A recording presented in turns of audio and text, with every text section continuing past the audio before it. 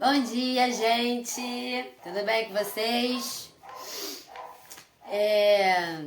Se eu me perder um pouquinho, não liguei não. Essa noite eu acordei de hora em hora e 3 horas da manhã eu desisti e já fiquei acordada. Mas a minha cabeça tá um pouco zonza. Eu sei que não é costume, tá? Eu ler trechos da apostila, mas hoje eu vou trazer um trecho de lá, inclusive para mostrar a importância de vocês acompanharem a apostila. Na verdade, eu aconselho, leia a apostila antes de começar a assistir o mini curso, tanto da mente humana quanto da criança interior. Leiam antes, depois que assistirem todas as aulas, leiam de novo. Vocês vão ter um entendimento melhor. E por que é importante pegar a apostila? Desculpa, gente. Na apostila eu trago mais conceitos, né? Aqui eu explico mais na minha vivência. Então são 2 conhecimentos em um só. Então é importante que vocês leiam a apostila. Por isso que eu botei bem pequena, tá? Que não tem muito trabalho, né? Então, é isso. Vamos lá. Hoje nós vamos falar sobre negação. Negação é bom, muito bom falar sobre isso. Negligência emocional, traumas não resolvidos e comportamentos autodestrutivos. Praticamente tudo a gente já deu uma pincelada, né? Então agora vamos falar um pouquinho mais abertamente. Então eu vou ler o trecho que está na apostila sobre o que é a negação. Não vou ler tudo exatamente como está lá, eu fiz um resumo e decidi falar só isso daqui.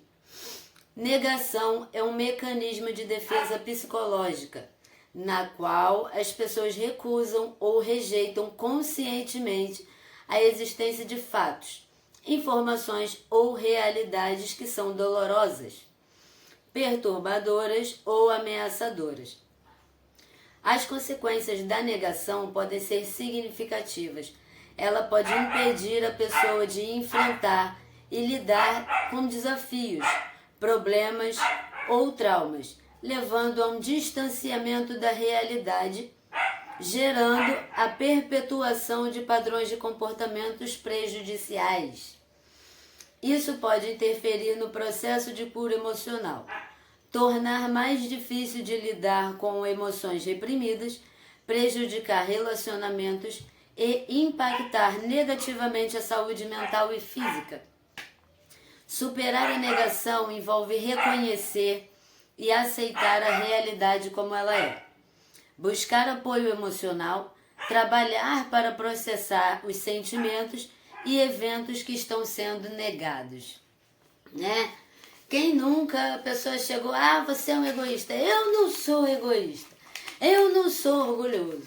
Eu não sou isso. Então é uma necessidade tão grande que o ser humano tem de estar certo, que ele se esconde. E aí vai tomando porrada da vida. E não estou julgando quem está assistindo, né? Tudo isso daqui eu aprendi na prática e estou aprendendo cada dia mais, né? Quem está me acompanhando já percebeu, é um processo de cura e ele vai seguindo toda a nossa vida, né? Nunca para. E o que acontece com a negação? Nós temos esses padrões de negação em relação a tudo na vida. Por quê? Ao meu ver, o maior mal da humanidade é a necessidade de estar certo. As pessoas querem tanto estar certas que elas se tornam vítimas da vida, mesmo que não assumam isso para si mesmo. Por quê? Dificilmente tem conversas saudáveis por causa disso. Porque um tem um entendimento, a outra pessoa tem outro entendimento. Então o que isso gera? Atrito. Cientista brigando com religioso, religioso brigando com religioso. Meus cachorros estão que estão hoje. E tudo pela necessidade de estar certo, né?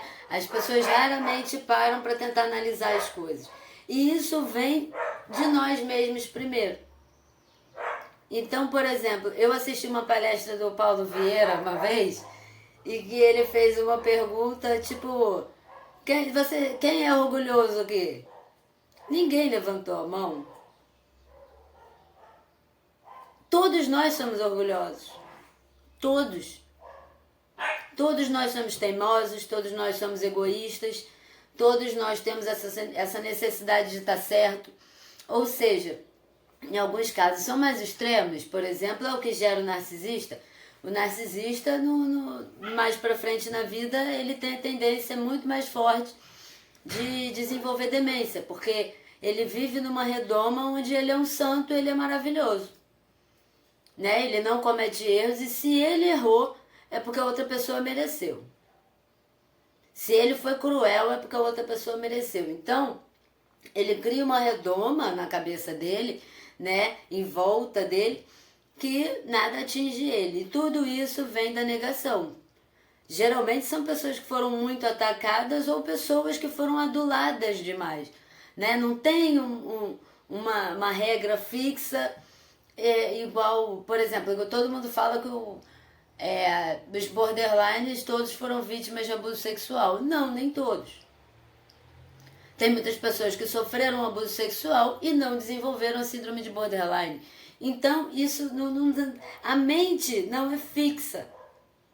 Então, cada ser humano vai lidar com os traumas, com os problemas, com a negação, da forma que ele tem as percepções da infância.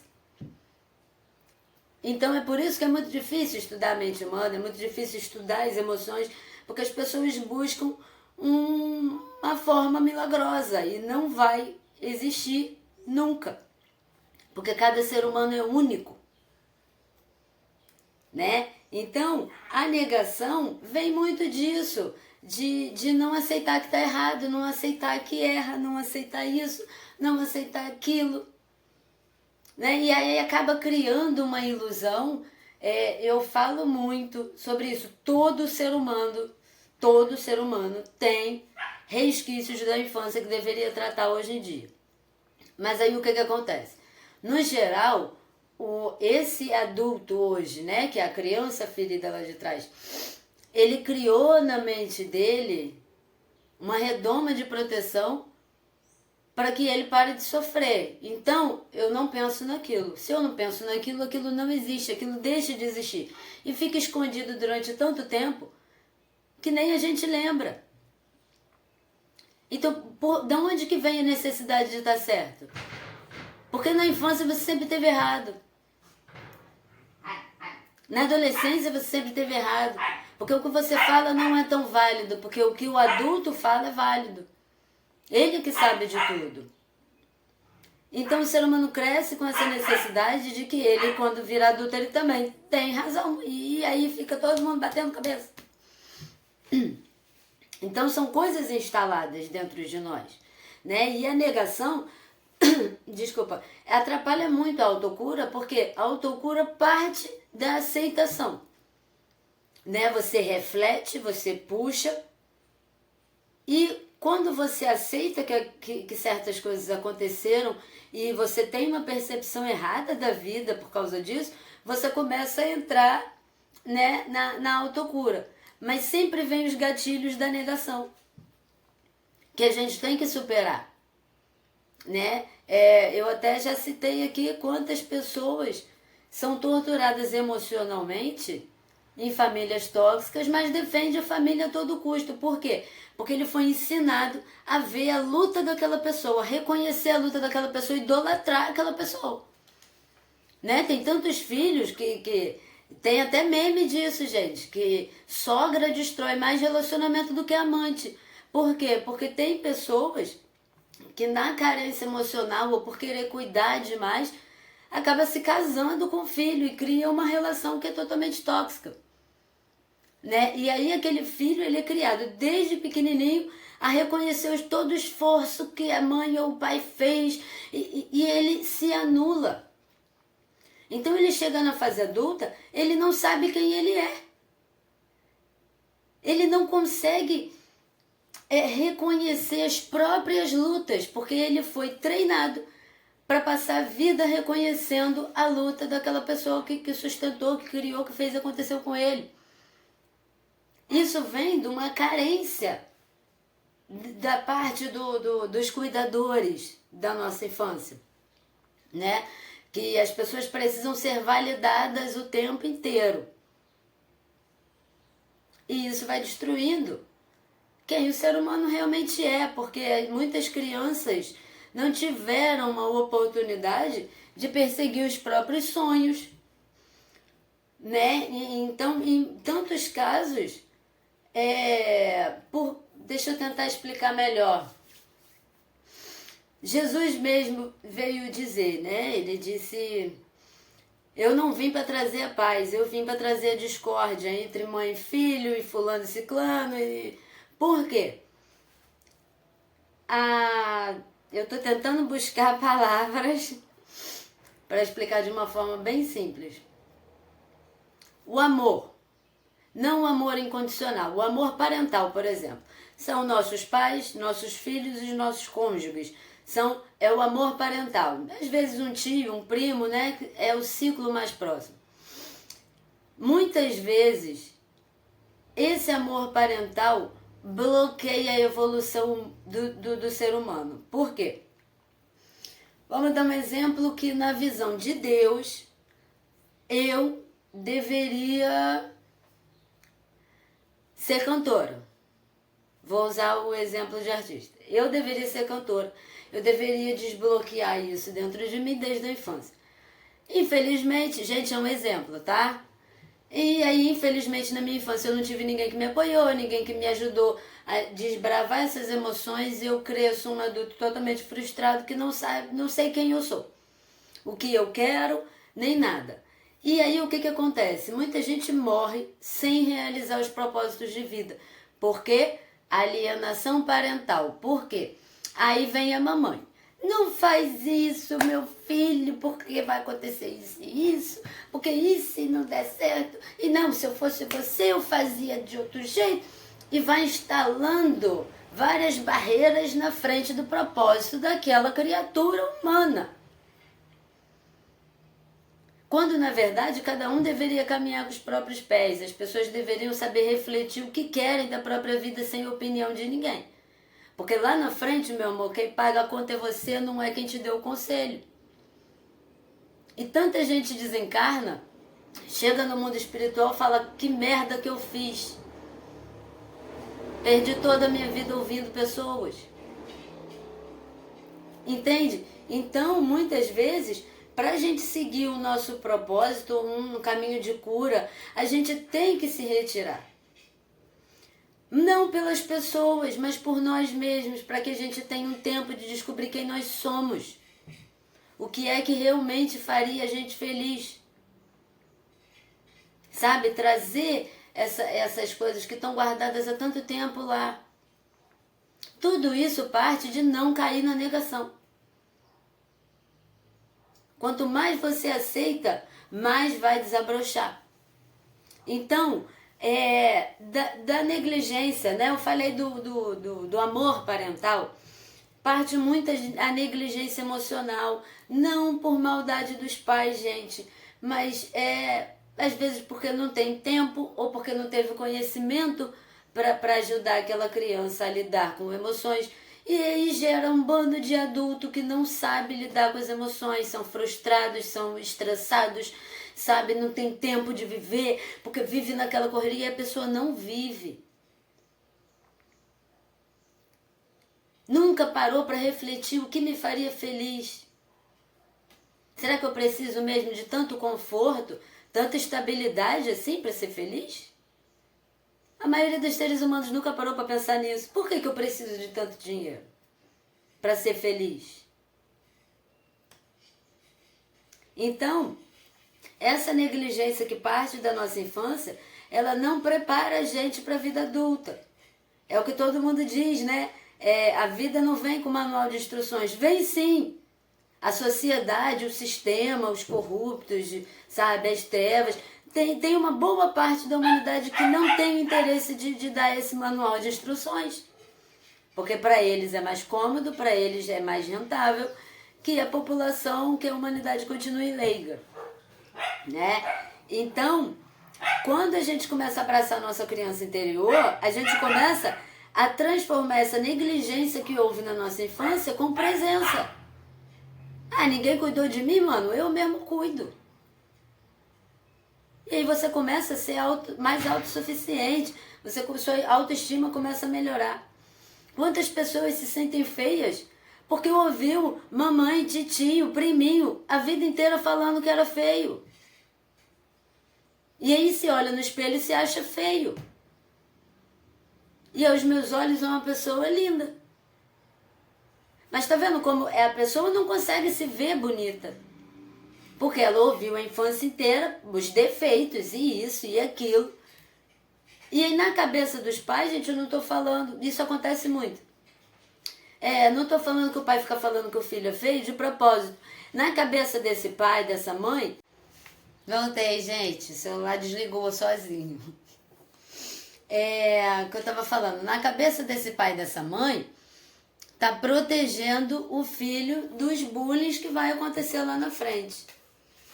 E o ser humano, ele é muito pego nesse gatilho de que ele sempre espera o pior, o mundo não presta, porque ele foi criado dessa forma, e ele vai criando os filhos, os netos dessa forma, de que o mundo é cruel, o mundo não presta. E aí, por exemplo, uma criança que cresce com a família dizendo que é feio, ele não vai desenvolver autoestima, amor próprio, sabe? Ele não vai conseguir ter a autossuficiência dele, porque de tanto que diminuíram ele. E aí é um caso de chegar na vida adulta perdido dentro de si mesmo, não sei quem eu sou. É onde entra a autocura, é onde você consegue se descobrir e anular tudo aquilo que falaram para você quando você era criança. Por quê? Tá vendo esse mesmo exemplo da mamãe e do papai falando que é feio, que não sei o quê? Pra quê? Pra que quando chegue numa escola e ouça isso, não vai sofrer, porque já tá calejado. Olha que doença, gente. Isso é uma negligência. Né? Negligência parte do momento onde as pessoas ao redor daquela criança não souberam alimentá-la emocionalmente. Por maldade? Não, nem eles sabem. Sabe? Então,